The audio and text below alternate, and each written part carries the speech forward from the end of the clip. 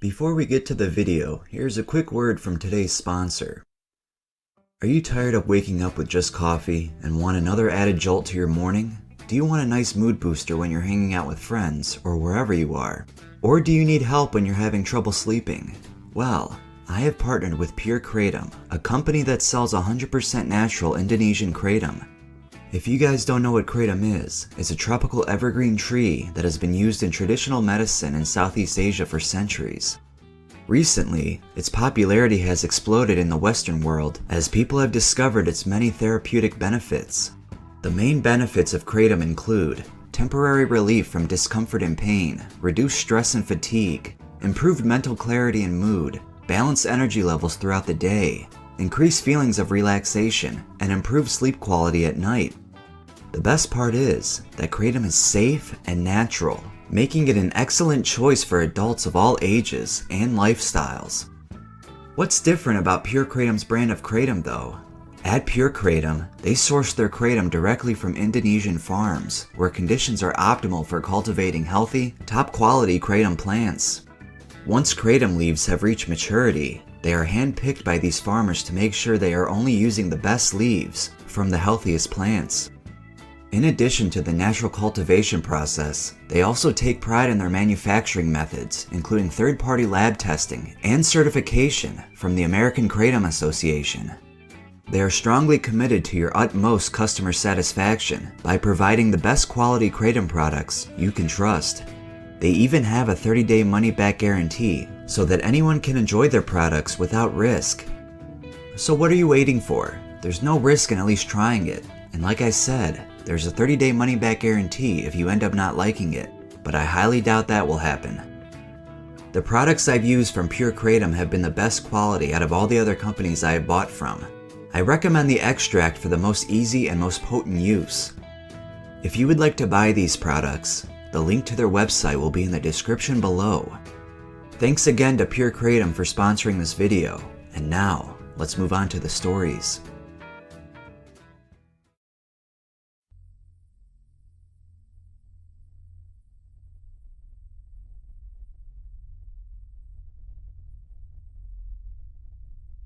I was in my third period study hall when the kid that sat in front of me told me that he had something for me to try. He said it was apple thorns. I had never heard of it before, and he said that if I were to eat these seeds, then I would feel like I was drunk. So I took a handful of the seeds, fresh from the pod by the way, and ate them. The taste was so bitter. Nothing happened for like 15 to 20 minutes, and then I thought to myself, damn it. But by the time I was in fourth period history, I started to feel the effects kick in. I was really dizzy, and I felt really good. Then, they started to kick in harder. I dropped my pencil and almost fell out of my chair. The room was spinning around me. I felt like shit. I felt like I was going to throw up, so I walked to the office and called home, not knowing that there was physical signs of substance abuse. I looked at myself later in the mirror, and my eyes were bloodshot and dilated. I could barely walk, and my mouth was dry as hell. I started to walk to the bathroom because I was throwing up. As I was walking, I suddenly stopped, looked around, and forgot where I was going. Then I remembered again, so I continued on my way to the bathroom. I got in the stall and started dry heaving. It was the worst experience of my life. When my dad finally got to the school to take me home, it was 1:30. I finally went home and slept, and the whole time I had my eyes closed, I kept seeing bright white flashes of light. And as I was laying in my bed, I started to hear voices, and I didn't know where it was coming from. I didn't even recognize the voices either, but I started to talk back to them, but they didn't respond back. Then, I fell asleep. When I woke up, it was all over. This experience was really strange, and I will never touch Datura again.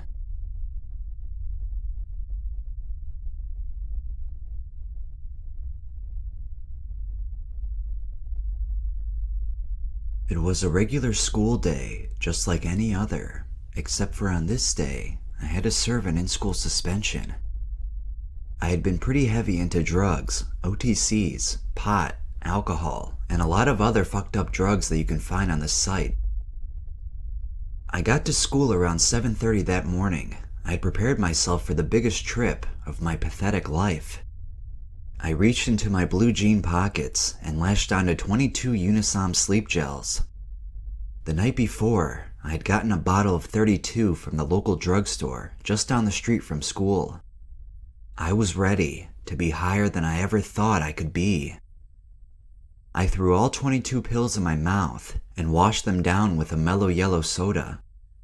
Usually, the shit takes about 45 minutes to fully kick in, but I've found that the more you take, the faster you're tripping. I was sitting around with 6 other kids from the school who were also serving in-school suspensions. The teacher supervising us was a rather fat woman. All of a sudden, a mask appeared over her face. It was a glowing demonic mask that seemed to stare at me. My hands turned purple. My body was no longer under my control. I had then become just 30 minutes later a slave to my magic blue OTC paradise. About an hour into my trip, I began to see the clock melt and the walls droop. I could barely walk or even stand. I lost my mind in a black hole. I had no idea where I was. Purple waves were traveling all around me while my hands remained out in front. I soon found myself. I was doing a Richard Nixon impersonation in front of everybody. I don't recall what I had said, but I was later told that I had been rambling on about what pitcher to bring out of the bullpen and stick into the ball game. I couldn't even swallow my own spit. It was like it was blocked off from entering my throat. I had to frequently make trips to the water fountain, and when I say trips, I mean trips.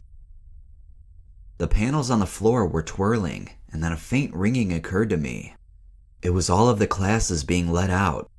Kids poured into the hall, but everything seemed to be in slow motion. Things were very quiet, like something out of a movie that I never thought I could feel. I was approached by a friend. He immediately knew I was extremely messed up. Then once again, all of a sudden, I found myself again. This time, I was riding in a car during lunch period. I asked my friends why I was there, and everything they said made absolutely no sense to me. As I dragged my legs back into school, I went up to a teacher, which I don't even have as a teacher, and in the middle of her class, I asked her what group I was in for the project. I could tell she was upset, but I couldn't figure out why. Her voice was raised, but I stayed calm. Then she stood up from her chair, then I quickly fled. I thought I was being hunted down in an African jungle. I finally made my way back to the ISS room. Then all I remember was hearing Kurt Cobain's voice singing Heart-Shaped Box. Then I woke up at home. I must say, Unisom will give you the meanest trip you can have from over the counter. Most people object to it, but if I'm looking for a one-of-a-kind blasted out high, I can always call on a little blue pill called Unisom.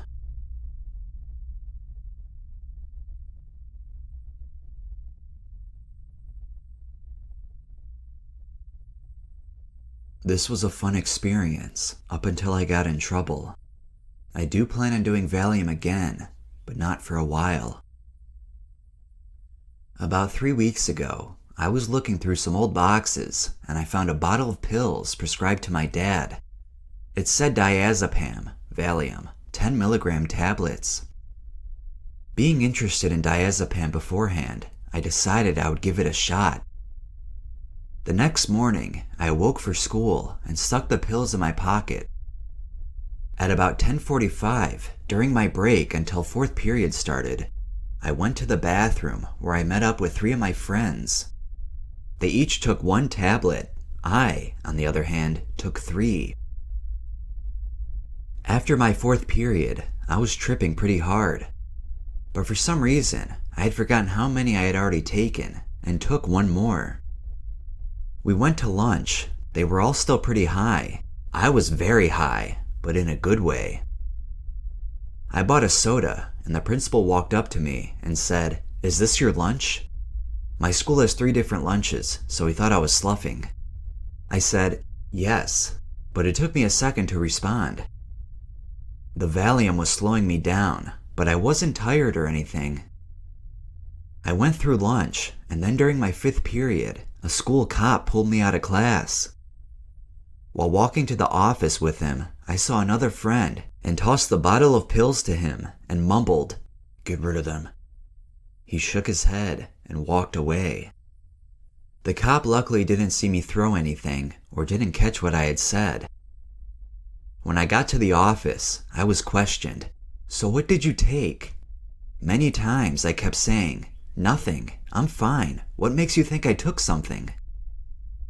Then I saw my friends in the office that had taken the Valium with me, and they had admitted to taking it and said where they had gotten it, except for my one friend Dan, who wouldn't say anything. Great friend, we go way back. They said they were going to take me to get a blood drug test. I said, "I took Valium, 4 of them," and Dan said, "I took 1. The cop called my parents, and they showed up. They were pissed, but sad at the same time. Dan's mom was crying and kept telling me I was better than this. She's like a second mom to me. The cop arrested me and took me to juvenile detention center, where I stayed for 14 days. And now I face a 3rd-degree felony in court next week for distribution in a drug-free zone. I'm getting it lowered to a misdemeanor Class B, which is good, and I turn 18 in about 7 months. They said if I don't do anything wrong, then it will be erased from my juvenile record. All in all, it was a great high, but I just didn't use my brain when I put the pills in my pocket. I should have just taken them at home and gone to school.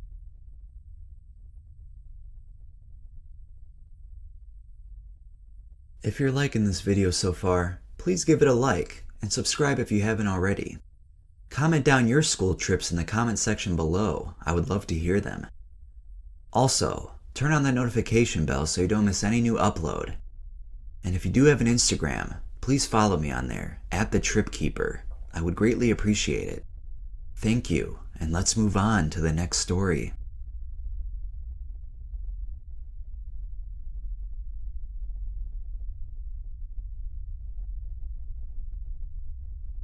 I may or may not have taken Benadryl in between this try and my last, but if I did, it didn't affect me much. This trip was 2 weeks after my first, again in the morning before school. Bad idea. I just dosed up and at 6 went out for the bus. I didn't experience much of anything until I stepped out into the cold. For some reason, I started all my drugs in the winter seasons. When I was outside, I lit up a cigarette, and it was one of the greatest things I could have done. The smoke just looked so bizarre, rising into the air and morphing into different looking shapes and figures. Thing is, I was done with my cigarette before I knew it. Benadryl has a way of monumentally warping time perception. A few minutes before the bus came, I was staring at the guardrail about a quarter of a mile down the road, partially under a streetlight. When I would just stare at it, it honestly looked like it would rip off the ground and start doing somersaults toward me. Every time I looked away and looked back, it was normal. This is when I realized that staring for 10 seconds or so, in most cases, makes things change. So I watched the flipping guardrails until the bus came, and fell asleep until I hit school. I'll segment this experience between school and home, since it's a big one. Now at school, when I woke up on the bus, I opened my eyes, but it seemed like they were still closed. Everyone was moving off the bus so fast it seemed, I couldn't get up fast enough. But eventually, I got up and was the last person off the bus. In homeroom, I fell asleep again, and once the bell rang, I had trouble getting up, again. I was so tired, so damn delirious. I couldn't tell what people were saying, who was who, or anything. Alas, I got to first period, but to my surprise, it was the wrong class. I got a pass from the teacher after some slurred dull speaking and went to my actual first period. When I entered, the teacher asked for a pass, and I continuously gave her a pencil for a minute or so. I eventually understood and took my pass from my pocket and handed it off. She just responded with something about people being out of it on Mondays. Just my luck. Now, second period came, and I went to the right class, which was the class I tried to go to first period. I just sat there doing nothing but tripping. I would stare at the floor, and it would start to wave, and smoke would rise from it. There was a random picture of a pumpkin on the wall, and when I looked at it, it would start blinking. But my favorite hallucination was when I would look at a cone-shaped figure on the wall above the chalkboard. It seems to kind of spin when I would move my eyes, and it was the greatest thing, for no reason. I went to my locker, and I couldn't open it because I forgot my combination, and went back to the classroom I was just in. I thought I had another class in there for some reason. Now, coming to the same room 3 times in a row, the teacher caught on. He took me to the nurses, and I forgot what happened there. All I know is my mom came to pick me up, and I slept on the way home. Thankfully, she said little to nothing to me, and left back to work when I got inside my house. I slept until the next morning, probably about 20 good hours of sleep. I only got a few the last night because I wanted to take more pills before I went to school. Good plan. This is another report from the same person who did Benadryl again at school. I never learn. This date was before school, and I took as many as I did the last time I was nearly busted. Between this experience and my last, I took lots of Benadryl, but it was in such a way that I can't remember. Too close together, and nothing grand happened. I would just see things, pass out, and wake up. That was my routine for months. On to the meat of this trip. Blackouts. On the topic of them, this particular day was terribly filled with them. There were entire periods I just forgot where I was and ended up in the wrong class. This happened all day, and once I left the school, I just blacked out the whole way home. I guess all these chemicals were just getting to me in the worst way. When I got home, my mom was sitting at the table with my bottle of about 170 Benadryl, what I still had left. Oh boy, was I screwed. Needless to say, I was grounded for a month. In school, the vice principal eventually got me to confess to taking drugs, and I was expelled. It was a mess, and I swore never to take Benadryl again. There were too many bad side effects for it to be great. I had to go through rehab, and eventually got back into school. Well, this is off topic, but I got really drunk the next year. And later on in the year, yet again, I was expelled, permanently. I had to go through rehab again, and presently, I'm still there. This is why I'm making this experience report, to reflect more than anything. That just goes to show how drugs can really cloud judgment.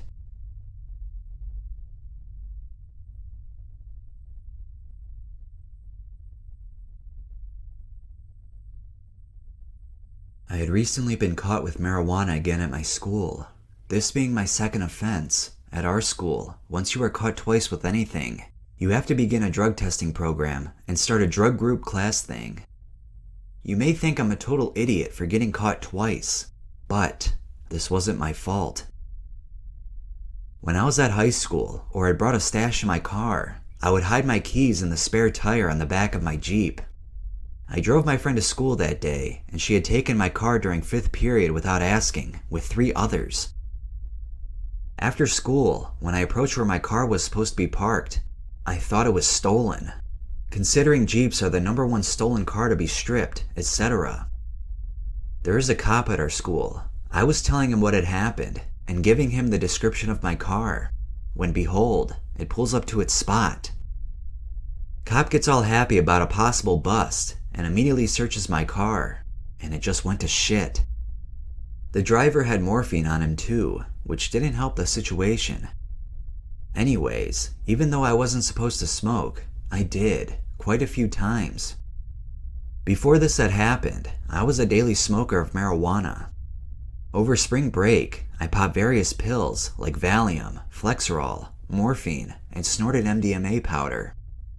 My first test was on April 16th, a Wednesday, and I had smoked on Saturday. The day before that, the 2 days before that, and the first week, I probably smoked 4 times. So, to try and have clean urine, all I did was drink cranberry grape juice and a lot of water. I also worked out, as in running a little over 3 miles, working out on the stationary bike, and some weights. Just a little bit of weights, anything aerobic to work up a sweat. I'm also a surfer, so I'd gone surfing 4 times between the time I last smoked and when I tested. Vitamin C pills also help because they regulate my metabolism.